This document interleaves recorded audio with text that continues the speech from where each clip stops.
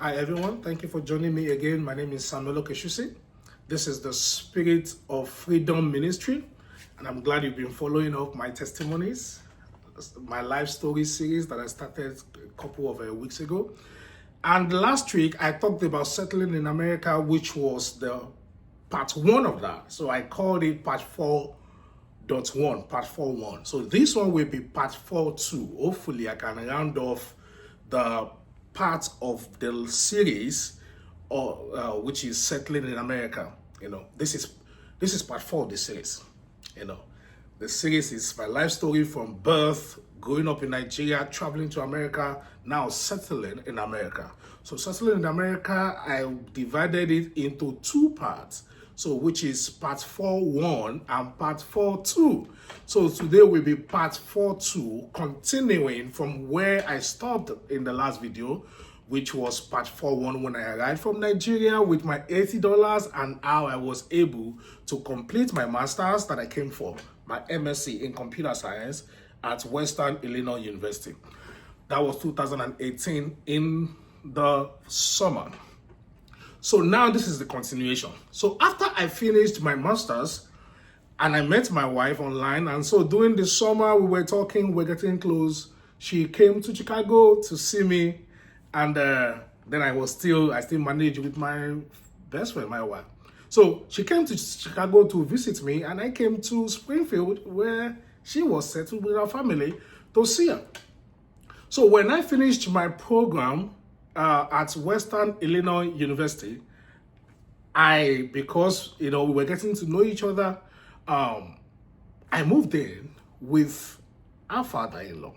I moved with our father, and then we were not kind of married, but I lived with them from that August, September, October, precisely from May. I lived with them for May because I had to finish. I was doing an internship, which was May, June, July, somewhere close to where my wife lived, with the ISB, Illinois State Board of Education. So I did my internship, 3 months internship to complete my master's program.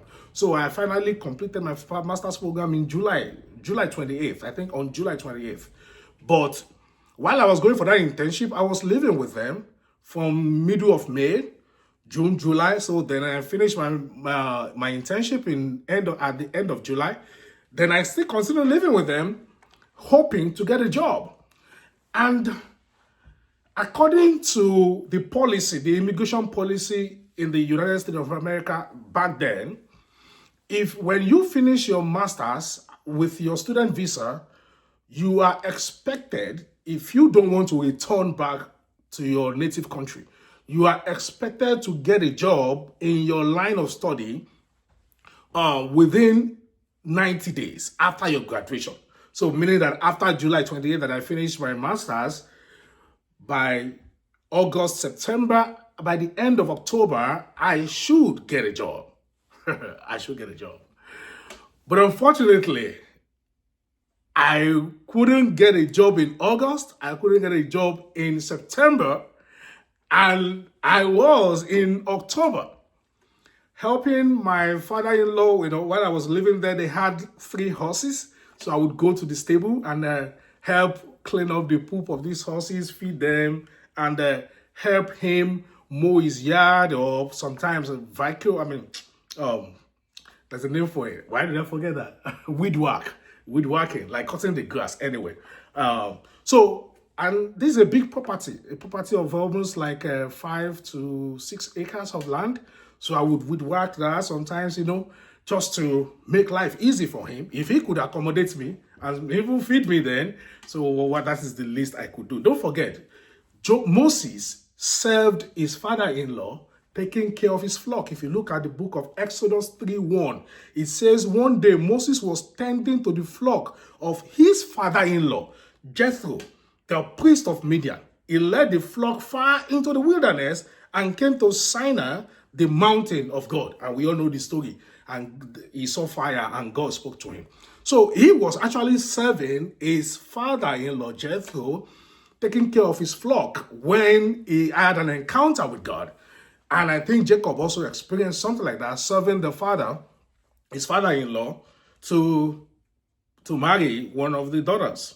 So anyway, so towards the end of October, I was afraid because if you couldn't get a job by 90 days, your visa might be expired, or your status might be, your legal status might expire.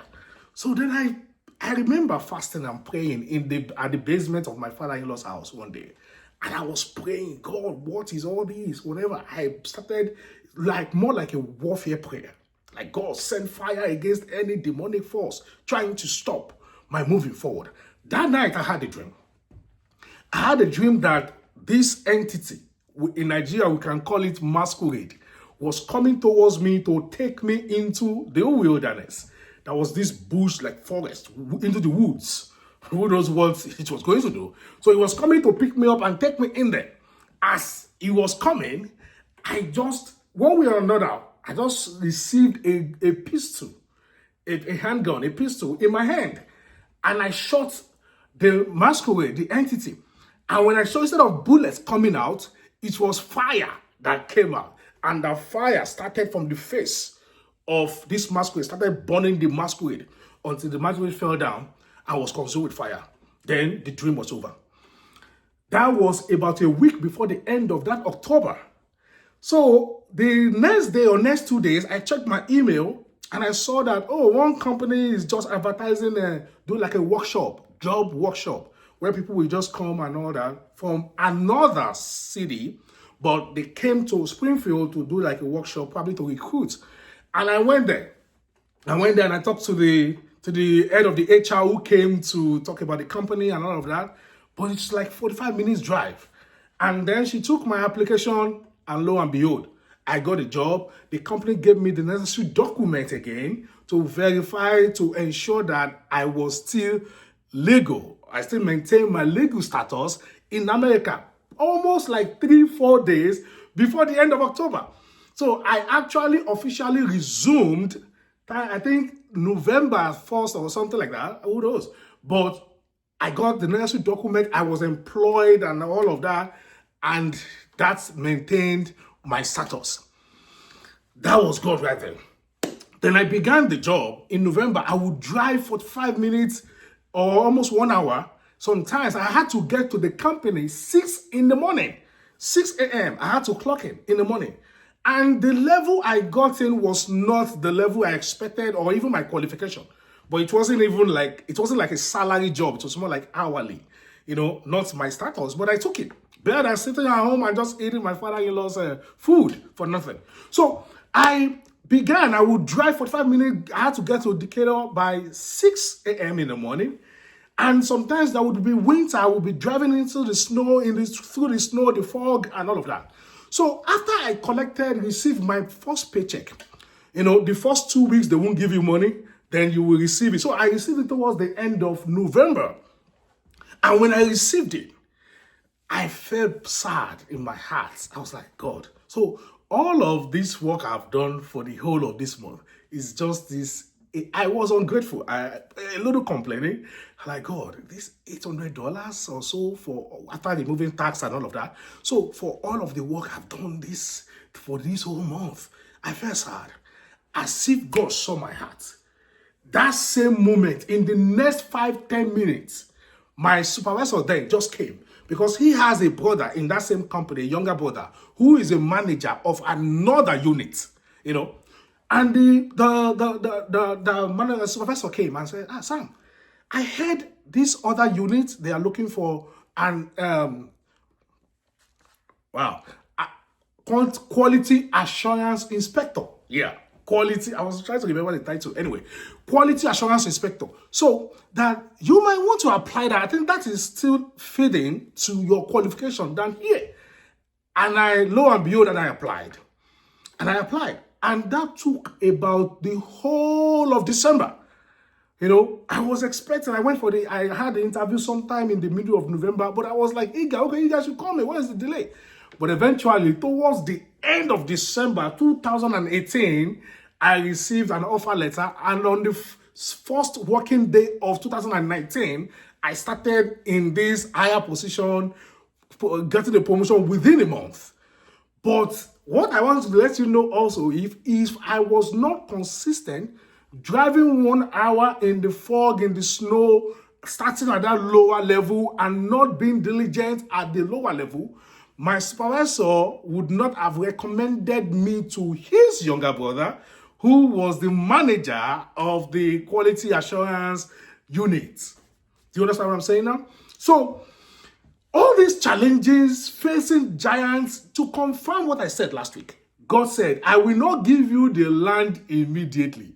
I will give you little by little, and I will help you to overcome these giants. These were the giants that I faced repeatedly, spiritual giants trying to block my way, but eventually with prayer and fasting, God was at every point breaking the forces of darkness that is trying to stop my destiny. So then, after working there for like 3 months, I got a job somewhere close to Springfield, to home. After working at the private firm with better pay. After working there, I applied for the state job, and I almost the same salary, but I changed. I moved, which is still close to home too. And somewhere around that time, that is how God began it, and I started working for the state. We left my father-in-law's house sometime around October the previous year, which was 2018. We got our home space. We began to settle. Then I began we got married in 2018 in April, and we started my immigration processing for permanent residency, including that of my son in Nigeria too. So all of this was I going through step by step, not giving up at every step of the way. Every step of the way, I would at one point face a challenge, and I will have to call on God sometimes, like most times, God, what is going on? A fervent prayer. The fervent prayer of the righteous availeth much. And God will come down and He will bring solution. And there will be opportunity and promotion and deliverance. So while I was working for the state in 2021, don't forget that was when I brought in my son too from Nigeria. He got his 10-year permanent residency from Nigeria, Lagos. It was granted, and we brought him, and he's been here doing this thing. So 2021, while I was working for the state, I was in one particular unit, and there is a promotion opportunity at the other unit. But where I was working, my senior then was like, oh, Sam, there's an opportunity there. You might want to apply. But I was like, there were 2 people in that unit already. Two people of my position, of the position I had, as in the title of my title, different units, but same title. So they had 2 people there already, and the vacancy were just for 2 people also. So it makes sense to imagine that they would surely pick those that were already in the unit, to fill up those 2 positions. So I was like, what is the point of me applying? But I said, okay, let me apply anyway. I applied. In my own unit, I had someone else who was also of the same title, but did not apply because he was afraid, thinking that he wasn't ready for the next move. But I did. I applied. Not that I was fully ready, but with faith, I said, okay, let me just try. And I applied. And then I had this interview with the boss there. But I wasn't expecting much because it just made sense that the 2 people that were there were the ones the positions were already created for. So me just doing it is probably just like formality. Lo and behold, when the lucky people were selected, I and one guy from the 2 people were the one chosen for the promotion. And my colleague back in the units that I was like, Sam, how did you do it? How was that possible? It didn't make sense. It was unbelievable. I said, yeah, I didn't believe it too. But God did this thing. He gave me favor before the boss, and I was chosen. I was chosen for the position, and one of the two was also chosen. So making the two of us, that I moved to that department. And the guy that was the senior that I was at the former unit that said I should apply and was like, okay, just give it a try. He said that department is very challenging. It's the financial department. Any mistake or error can cause a big catastrophe there. You don't want to mess with money there. Make a mistake in programming and all that can mess up millions of dollars. That will bring, he was just giving me an imagination of what could go wrong in a very big way compared to where I was. So if it is somebody that didn't have belief in God, I was ready to face his fear, he would have settled down in the safe place, the comfort zone. But I said, okay, thank you for letting me know, but I'm going to face my fear. Then I went, I got this position. I've been in this position for about 2, 3, 4 years now, about 4 years now. And that is the most peaceful position I've ever had. The place that to him, was supposed to be the most difficult and, most dangerous, that has been the most peaceful. I love my boss loves me, I love my team. We work hand in hand. It's awesome. Work remotely most of the time. It's the most peaceful position I've ever had. And, and God has been blessing me through that too. And I know he's been blessing me in different ways also. But what I'm saying in essence is, God doesn't just bless. We have a part to play as a co-worker with God. We have to move as he opens the door. We have to face our fear and go forward. And just trust that if he has opened the door, he has gone ahead of you to make the way easier for you. He will give you everything you need along the way. You don't need to figure it out. It is a walk of faith. God told Abraham, come out from your father's house and I will take you to a land that I will give to you. And on no land, Abraham overcame the fear of the unknown. He stepped out and he received the promise of God. Isaac and the whole land. God said, I will give you as far as you can see, I will give to you. But he had to overcome the comfort zone. And every step of the way, I faced my fear of the unknown, first leaving my familiar territory of my brothers and my mom in Nigeria to an unknown land, alone with no family, no relative, coming with $80. And so far, the Lord has been consistent with his hand, showing his favor at appointed time and teaching me patience, drilling my character, pruning me when I needed to be pruned, disciplining me when I needed to be disciplined, and teaching me his ways.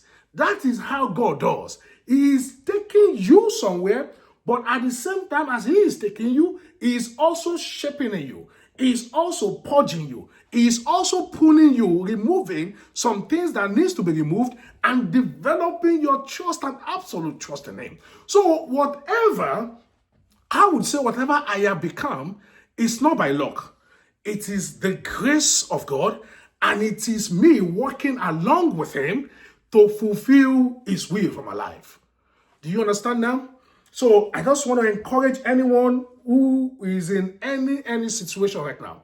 If you are in a very hopeless situation, or you have a vision that God has given to you, and you are afraid of how is it possible, you are trying to figure it out before you even take the first step.